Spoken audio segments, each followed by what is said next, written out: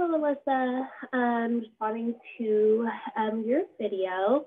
I think one of the first things you discussed was how we have sort of learned how to appear that we're listening, and yet we're not, with our cell phones being tucked away behind books and whatnot, so that we're able to disguise that we're actually not listening. And I think that's something that is very relevant. A lot of us do it, and not just at school. We do it just in our normal lives, right? Like notification, boom, kind of go like this while I'm looking and as someone else be talking to me.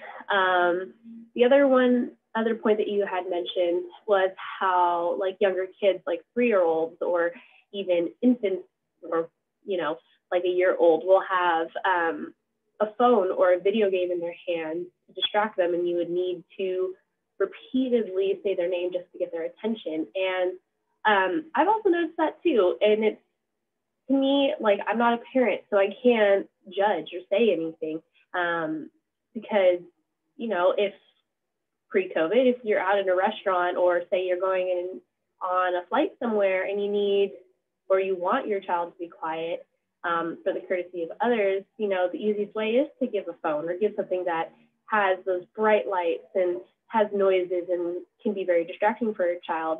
But then again, I wonder what's the message that we're trying to show others or even our children. Is it just the interaction with technology? Technology is going to be something that they'll need to learn anyways, or is it how to ignore the world and get so sucked into technology? Just food for thought, I guess. The other part that you had mentioned in your video was how to appreciate time alone. I love that you brought that up. I think that nowadays, a lot of us are uncomfortable with being alone. So we fill that with technology, or we fill it with whatever else we can. And I think one of those examples was actually just, if you're before, right, you would be at a restaurant and say you're just waiting for your friends to come, or you're waiting for your waiter to come back with the food, you would be on your phone because you're uncomfortable just to sit there and look out into everyone else that's eating.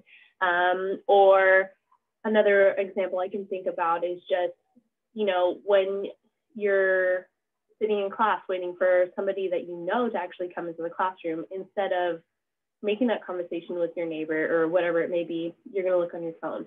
And I think those are all good points, that we're starting to rely on technology to fill the void of being alone, and therefore not learning more about ourselves. Because I agree, in being alone and in silence, we learn more about ourselves than through being with other people.